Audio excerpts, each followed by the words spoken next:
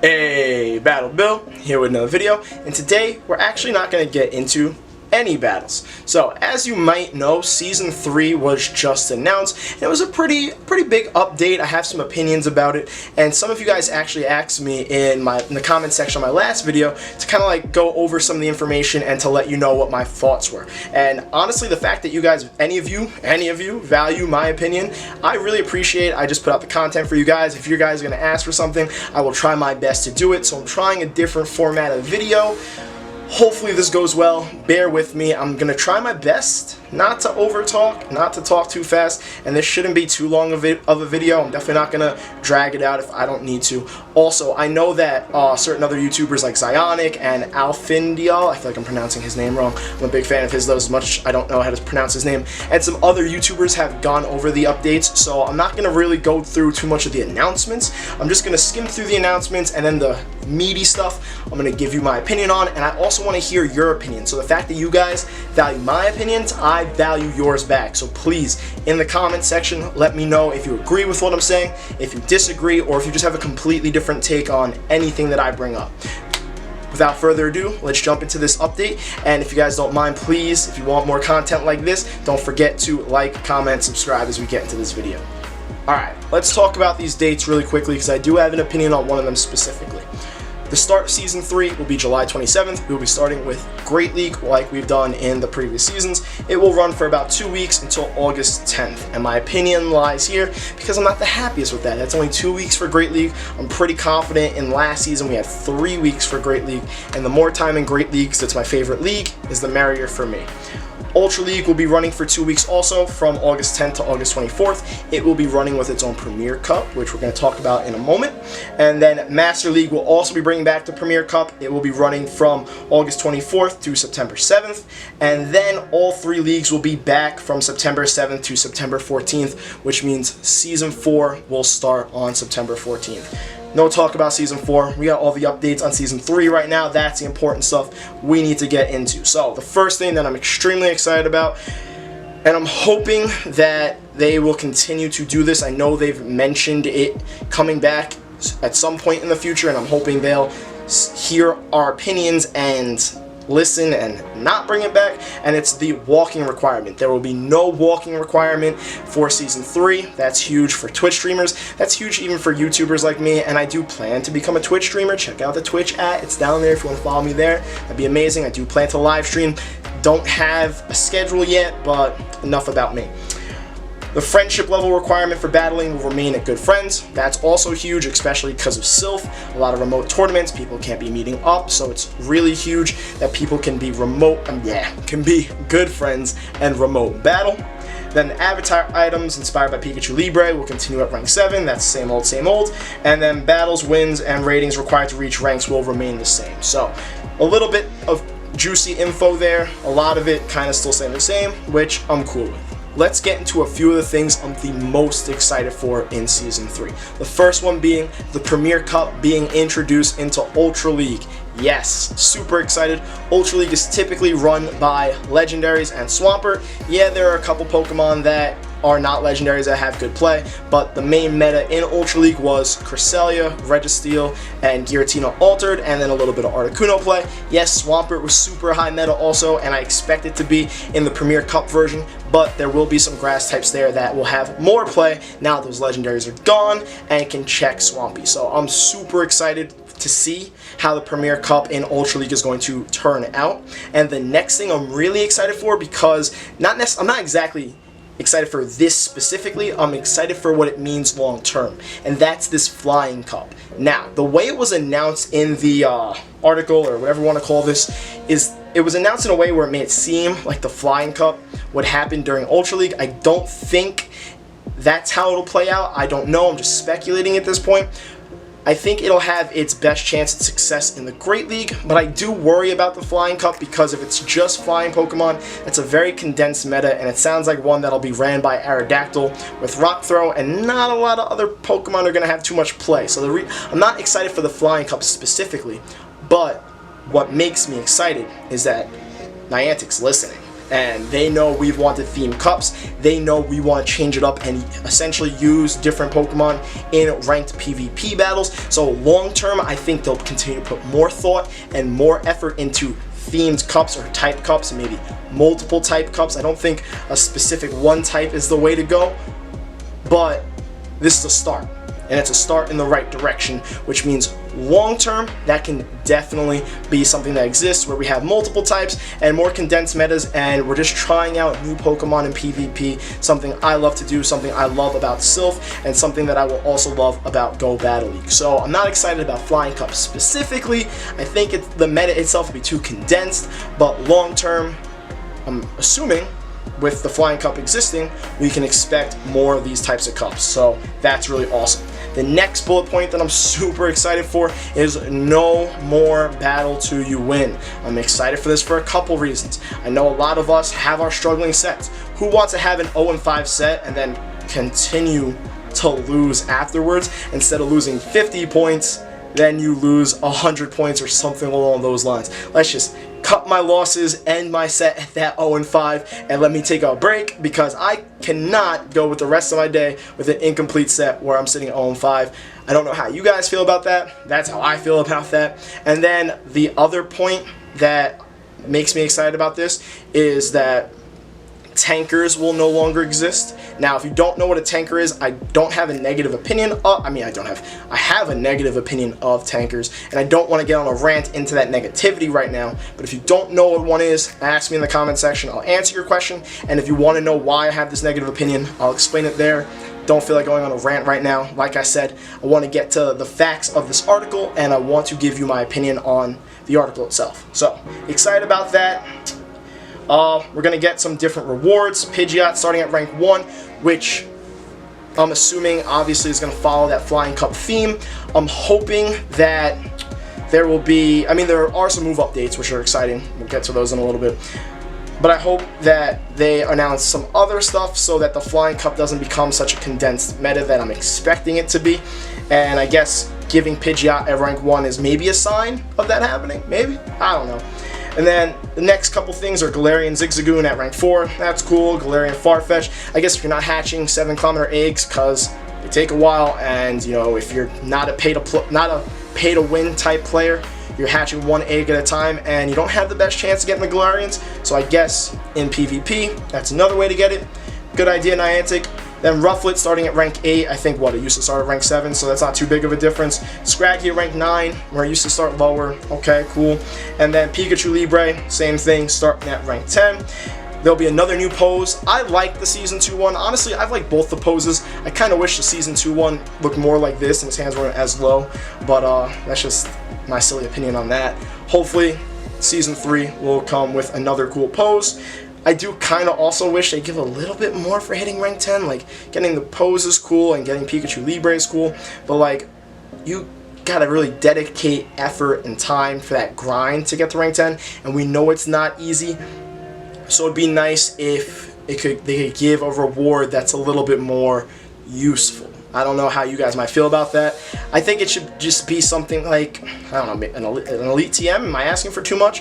I don't know, something that's not really taking away from other players, but hey, good job. I don't know if a pose and a Pikachu really screams, hey, I'm so proud of all the hard work and time you put in. That's how I feel. I digress. But premium tracks for rare candies have been changed, which is cool. It's really whatever. And then similar things, trainers who finish Season 3, instead of us getting the Elite Fast TM in Season 2, we will get an Elite Charge TM like we got in Season 1. So that was pretty expected. They kind of announced that it'll just alternate seasons with which Elite TM you get for finishing above rank 7. I do think, if you got all the way to the promised land of rank 10, you deserve another Elite TM. I digress. Let's talk about these moves now. So, this Season 3 announcement has already started off on the right note. A lot of positives that I've already gone over. And my next favorite thing, or one of my two favorite things that I really love to see in updates, are moves being changed for improvement reasons, or to improve the game. Not necessarily improving the move, but move changes that improve the game. And then on top of it, I love hearing new moves being announced and new Pokemon getting or Pokemon getting new moves. I think I said 2 things, I ended up saying 3. My point is, I love everything that has to do with move changes because it really just means a focus on PvP, which I am all here for always. So let's talk about a few of these. A couple of these aren't too important until we know more specific information. Some of them just scream the importance in your face. So first one, Drill Peck now deals more damage. That's pretty awesome. Honestly, I can only think of a couple Pokemon with Drill Peck. I know one Pokemon in this announcement gets Drill Peck. We'll get there. But the first one and the only one that really comes to mind is Zapdos. So that's pretty cool. Zapdos is already kind of OP to a certain extent. I guess with Galarian Stunfisk around now, not as much. So I digress from that topic. I don't want to talk about it too much. But it's cool that Zapdos is getting an improvement. Brave Bird has also been improved. It now deals more damage, severely lowers users' defense, so it kind of sounds like the close combat version for a flying type move. I mean, it's not less energy though, but it deals more damage, which is a positive. Honestly, other than like Skarmory, I can't think of too many Pokemon that get access to Brave Bird that would benefit from that, so we'll have to see.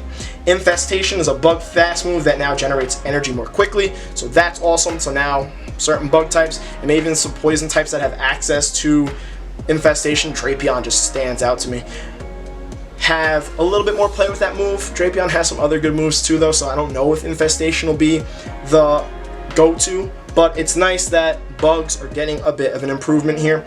Hex, the ghost type fast attack, now generates energy more quickly. So Alola Marowak comes to mind for me.